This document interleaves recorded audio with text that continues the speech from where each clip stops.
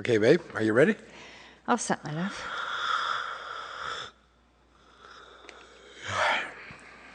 Please envelop this entity so completely in love that all needs, wants, and desires are chosen. And greetings. Greetings, wonders. Greetings, Maggie. Would you please go to whom, to where, and to when you are directed? Would you please locate your facilitator, Maggie McGoffin Cadet, on March 6, 2007? Yes, we have you. We are gathered here at 8361 11th Line, RR number 2, in the town of Thornton, in the province of Ontario, to do a reading for the Wonders Hour radio show. May we begin? Please. Thank you. Wonders, could you please discuss the second defining statement, I am sufficient, for our audience members? First, recognize that the statement is a statement of fact. It is not a statement of anticipation. It is not a statement of perception. It is not a statement of reduction, contraction, not even a statement of expansion in that sense. It is a statement of fact. It reflects your beingness, plain, pure, and simple. So it doesn't require the addition of judgment. It doesn't require reflection. It doesn't require justification in order to validate it. It is simply that which is. And from that perspective, then, it is of benefit to examine what does it imply? What does it mean? What is the statement of fact about?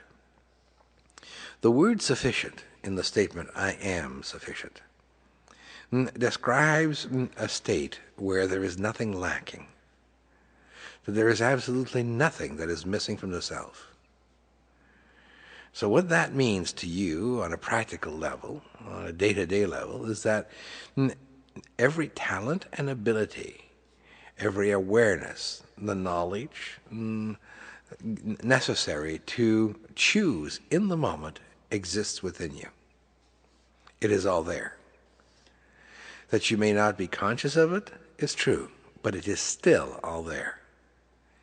Regardless of your conscious state, you cannot minimize it. You cannot detract from it. So there is a term it a completeness that exists within you, that is who you are, that cannot be removed and it cannot be altered. The first two words, I am, describe your beingness, of course. So it could be said that the statement, I am sufficient, could also be described as, I am complete in all ways, which is why we narrowed it down to I am sufficient. Do you see? For simplicity's sake. Now, see it from the perspective of the average human being, the listener, one of you who is listening to this right now. To you, the statement means that on certain circumstances things are okay, in other circumstances things are not. You might consider to yourself, well, it means that I'm okay. Well, it doesn't mean just that you're okay, though sometimes the word sufficient and personally being okay is associated one to the other, or often used in reference to one to the other. The statement, I am sufficient, does not describe simply that you are okay. It does describe that you are okay, but it does not describe it simply. It describes more than that. Because okay, it limits the concept of sufficiency to a certain action, a certain situation, a certain construct. Do you see? Yes. So, of benefit to the listeners for you to remember that you are more than just okay.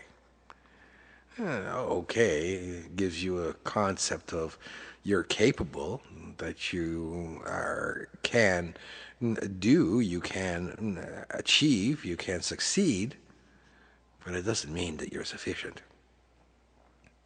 Remember what we said, that there is nothing lacking within you, that all knowledge, all awareness, all talents, all abilities exist within you, so that in this moment where you find yourself in, this moment of choice, this moment of circumstance or situation where you must choose, that which is necessary for choice is present.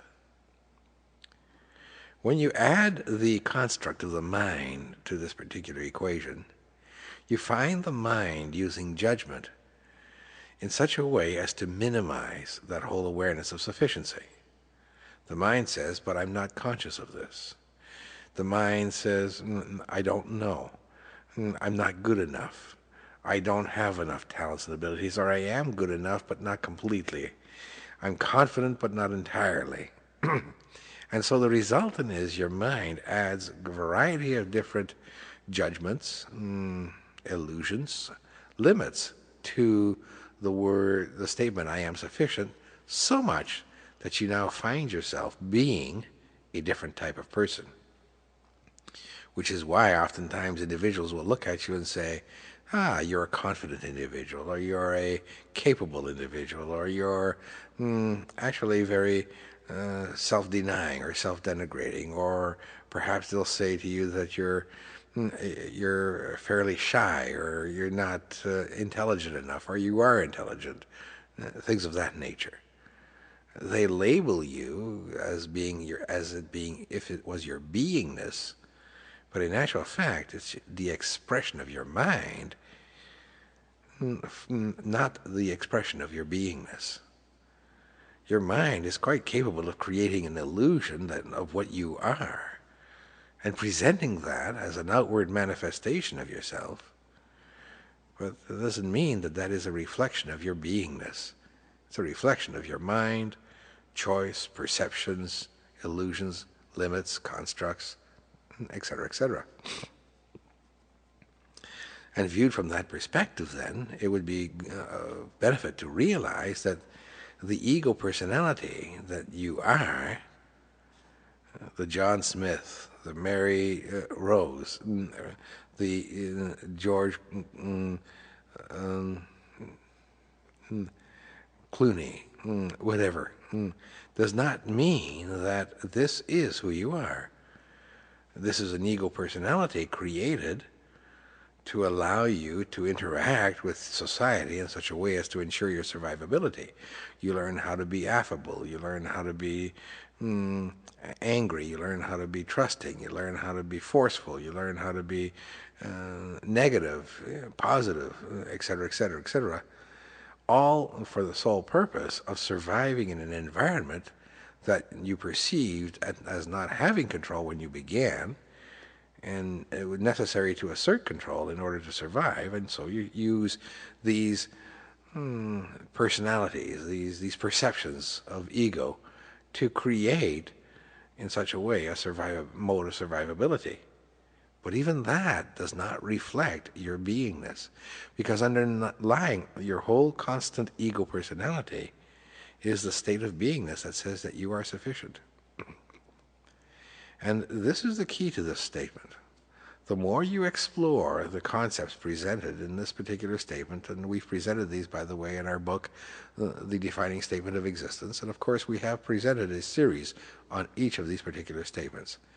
So you can avail yourself of the series, I Am Sufficient, for example. That would expand a great deal on these concepts. The more you explore these, the more you will realize that in every circumstance in your life, everything that you needed was there. Oh, oftentimes in hindsight, you look back and you say to yourself, geez, I should have done this. I could have done that. I could do better. I don't know why I didn't do this. But you see, hindsight is amazing, isn't it? Mm-hmm. Because in a sense that hindsight presents an opportunity to reflect on past choices with present awareness. But in the moment when that choice was present to you, everything that you needed was there to choose. Now, you may or may not have chosen with everything that was there within you from the perspective of your mind. In other words, your mind would say, if I had only known this, which of course you did, then I wouldn't have chosen it, which of course you did anyways. But the key is to understand that even though your mind may not have been fully aware that you had this knowledge, it was there within you, and you still chose it. So there was a reason that you chose it, and the reason was that in that particular moment, that choice was perceived as having the greatest benefit to yourself than any other choice.